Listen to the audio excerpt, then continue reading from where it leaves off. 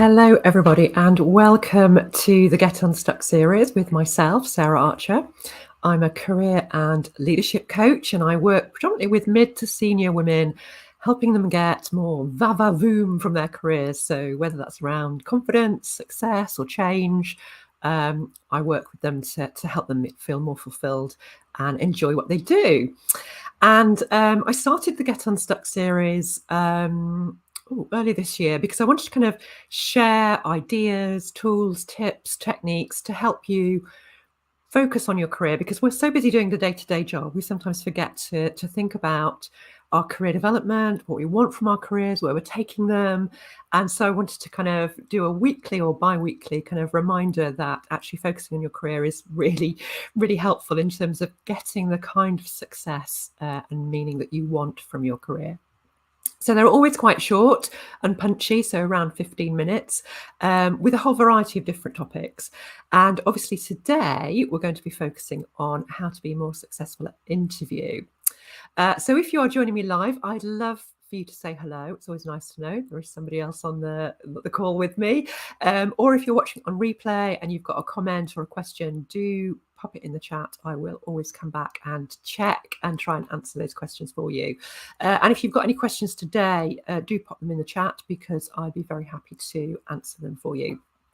And the reason I wanted to talk about success at interview, because interview selection processes are very time consuming.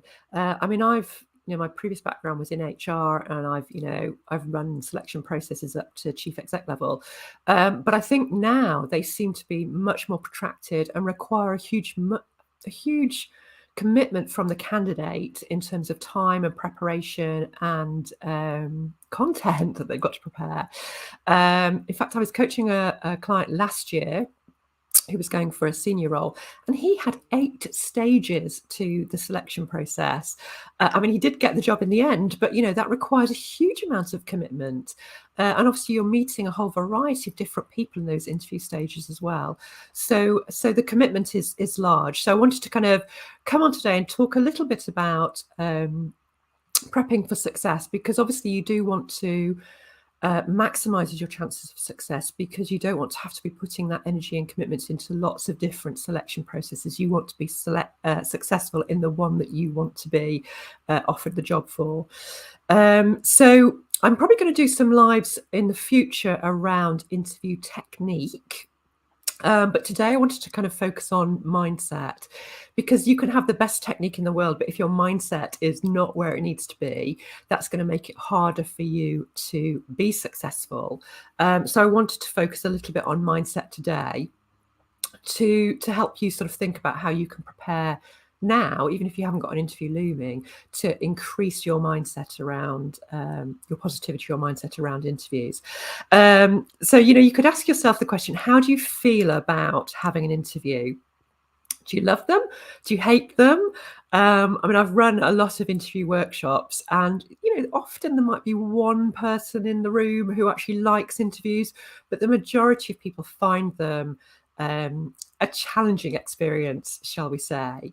And often when you think about having an interview, you can feel that kind of same sense of dread that goes alongside having an exam or a driving test, or something where you're going to be examined potentially and found potentially wanting, or you might feel like there's going to be some kind of interrogation, and it just feels like a very uncomfortable experience. And I had another client last year, and he was a very senior individual. He'd worked in some incredibly high pressured situations. But when it came to interviews, he just felt like it all fell apart, or certainly in the last year or so, it just fell apart. And so he just wasn't getting the results that he was hoping for. He'd been for a lot of interviews, and it became a bit of a vicious circle, in that he believed that he wasn't able to perform well at interviews. And so therefore that led him to perform less well at interviews. And so he wasn't offered the job, which then affected his confidence. And, it just became that self-fulfilling prophecy. So we definitely have to kind of believe that we're going to be successful and have the positive mindset around going into the interview, because we can mask those feelings, but often there is something called unconscious seepage, where there are just sort of ways that you're not able to generate the same level of enthusiasm or be as convincing, because in the back of your mind you're dreading the experience, you're not looking forward to it, you're feeling unconfident about it. So it's very important to do this bit of work, as well as doing the interview technique stuff around prepping for the examples that you're going to share with the interviewer. So I've got some tips to help you do that, which we'll run through today. Again, obviously, if you've got any questions or comments, things that have worked well for you, do pop them into the chat. So what we want to think about, obviously, is first of all, remembering the positive experiences that we've had in an interview situation. Because often when we think about our interview experiences, excuse me, we will focus on the ones that we think didn't go well. And we'll remember them, and then that will colour our feeling about how we're going to perform at the interview. So just taking ourselves back to interviews where we've been successful, where we've performed well, we've been hopefully offered the job, but it doesn't have to be that. It can be just ones where you felt you performed well, but maybe you decided not to take the job, whatever the outcome is. But just knowing that you actually did well in the interview, and just remembering those times and thinking back to how you performed, how you felt, what you did that made those interviews go well, and focusing on them, not on maybe just that one interview that didn't go to plan for whatever reason it might have been. So that's the first thing, is just to get back in touch with interviews where you have been successful. Then the second thing is to think about repositioning and reframing those interviews. How you feel about interviews. So often when we're thinking about the interview, so say we've got an interview next week, we'll get that sensation in our bodies. So we'll I'm rubbing my stomach here. So we'll probably feel that kind of butterflies in our stomach, that spike of adrenaline, that buzz of, oh God, I've got an interview next week. And that sort of sense of dread that comes with it. And I know when I used to have an interview coming up, I'd often have that sort of feeling of, oh my God, I've got that interview next week. I really hope there's a train strike and I can't make it, or I get the flu and I just can't go. I'd kind of want something to intervene to make the interview go away. And I would kind of really not want to think about it, because it would just make me feel really uncomfortable and nervous. And obviously we don't want that. We want to be able to reposition it. So two things to think about here. So first of all is that the feelings that you get, the butterflies in your stomach, that sort of anxiety about the interview, sits right next to feelings of excitement in our body. So often it's the same feeling we get when we're thinking about something that's going to be a bit exciting, and we'll get that buzz of, oh, I've got that thing coming up next week and I'm really looking forward to it. So what we want to do is just move that feeling of anxiety into feeling excited about it. So if you can feel excited about an interview, and we're going to work on that. So what we want to be thinking in our head is actually not, I'm dreading that interview and I wish something would happen to make me be able to not go, but actually be telling ourselves, actually, I'm really looking forward to this interview next week. It's the chance for me to meet some new people, to be curious about the job, to find out if it's the right thing for me, and to share the experience I've had in this area of expertise, or whatever words work for you. But just to be telling yourself, actually, it's a good opportunity to test my interview skills, to meet new people, to find out more about the organisation. And just by positioning it into a more positive experience will help us with that feeling of dread, because we're not going to be dreading it. We're going to be looking forward to it, because it's going to give us an opportunity to be curious. So that's the second thing to do, is to reposition it and reframe it as something that's going to be a good experience. Now, we can acknowledge that we're going to feel nervous, because you're still going to feel nervous even if you're repositioning it, because you're going to be going into kind of performance mode. So you can acknowledge that when you're reframing it. You can say, look, I know I'm going to feel nervous, but I'm going to use those nerves positively to help me perform well. So again, it's acknowledging it and using it in a positive way. So then the third thing you can do is just get some perspective about the interview, because sometimes we can focus on it so much we think, if I don't get this job, that's it, my career's ruined, or I'm never going to get this opportunity again, or, you know, we put so much pressure on this one interview to deliver that actually increases the pressure on ourselves to perform. So if we can position it, okay, this interview isn't the be all and end all. There will be other jobs. This is my chance to find out if it's the right job for me, and it might not be the right job for me. And so just getting that perspective. And what can be helpful is to look back on interviews where perhaps you weren't successful and think about, actually, was it the right time for me? So I know when I was an HR manager, I was going for an HR director role. I'd got an interview to the first stage. And I remember thinking, yeah, I'm ready for this job. I can do it. I can, you know, I'll show them that I can do it. And got into the interview, and the questions they were asking me just kind of really threw me. And I came out of it thinking, oh gosh, that didn't really go very well. And I didn't get invited back to second interview. But when I look back on it now, I can see that actually I wasn't really ready for that role, and that if they'd offered me the job, if I'd been successful, I would have been really out of my depth, and I would have really struggled in that role. And actually, I probably needed to have another 6 to 12 months of experience under my belt before I went for an HR director role. So looking back, it was actually a useful thing that I didn't get the job. So I think being able to just get that perspective of there will be other jobs, there'll be other organisations I can apply to, can really help you take the pressure off and help you feel more positive about the interview as well. And then I think in that perspective piece is also thinking about seeing the interviewers as colleagues. So not interrogators, but actually as your future colleagues, and that you're going in to have a professional conversation with those people about the job. And it's a two-way conversation, because you're also assessing them. Do you want to work with them? Is it the right job for you? Is it the right organisation for you? So thinking about them in terms of colleagues can help take the pressure off as well. And obviously you can research them. You can look on LinkedIn to find out a bit more about them. So you can kind of see the synergy in terms of your career and their career, and that can help you relax into the interview. And obviously if you're feeling more relaxed in the interview, you're going to perform much better and more confidently. And while we're thinking about the interviewers, you know, because often we can think about the interviewer, they're going to be trying to find fault. They're going to be trying to find a reason not to appoint me. And actually, the converse is true. The interviewers want you to do well, because they want, at the end of the day, to be able to offer the job to the best candidate. And they're giving up a whole day of their time to interview 6 people, say.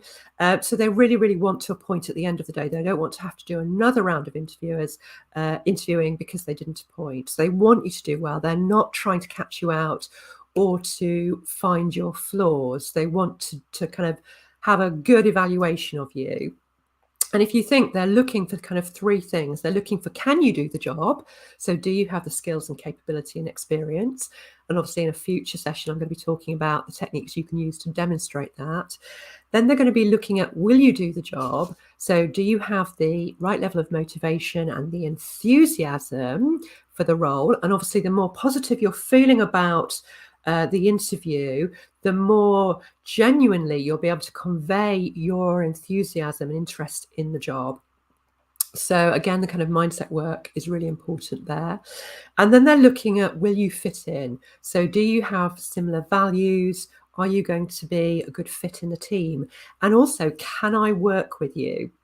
So obviously, the more relaxed and confident you can feel in the interview, the more you're going to give off the vibe that's going to be around, yes, this person's going to be a good person to work with and is going to make a good contribution in the team.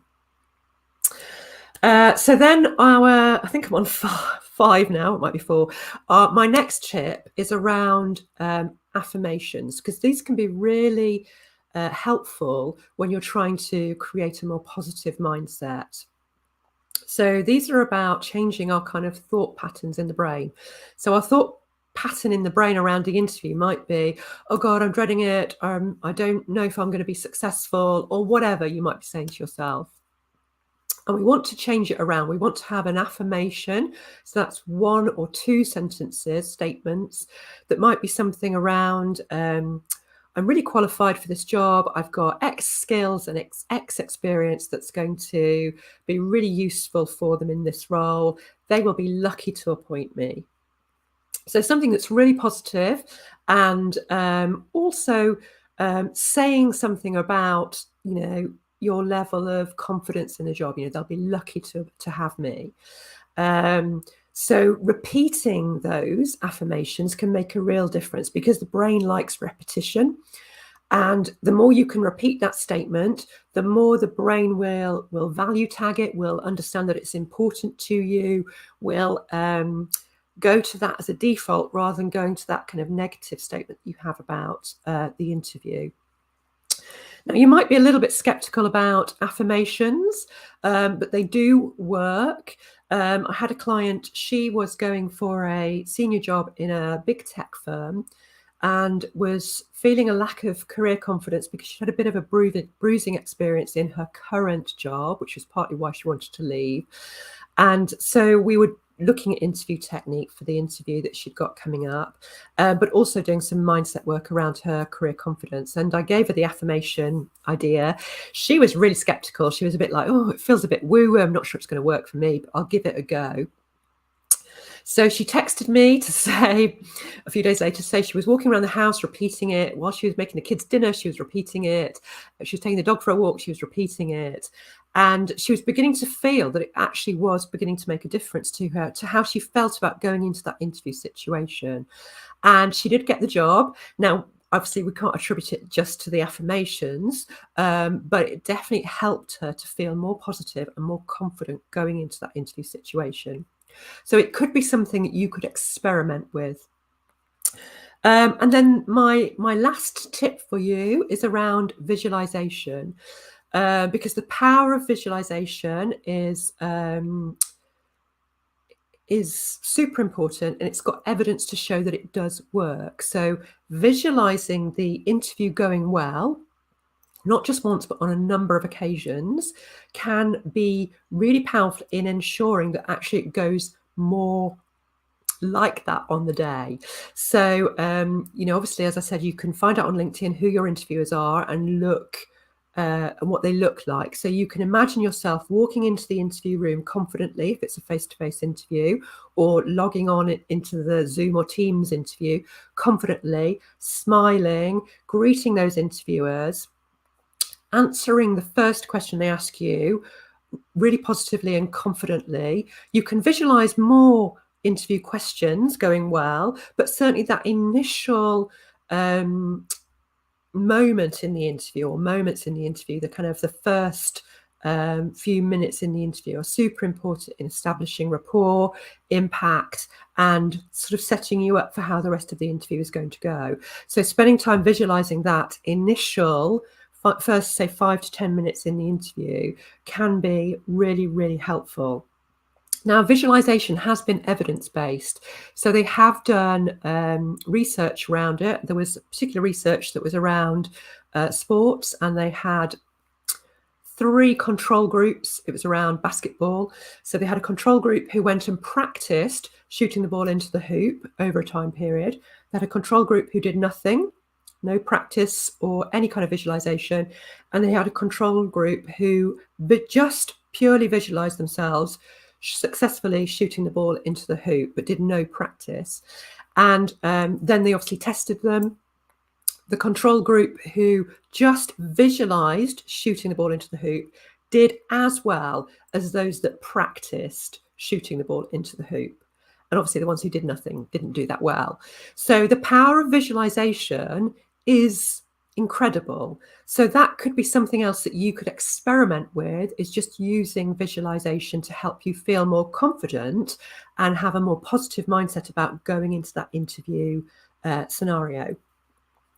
So I hope that that's given you some food for thought about how you can increase your positive mindset, because you might already have a positive mindset around interviews, but you might want to increase it further.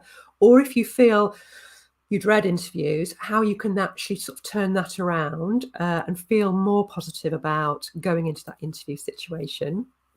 Now, I am running a free career success challenge next week, and we do work on confidence and mindset in that. So if it's something you want to explore further, and I'll just post the link into the comments now, you can sign up for my challenge, and you can take part in that and get some more support around increasing your confidence, your career confidence, and your mindset generally in your career, not just about interviews.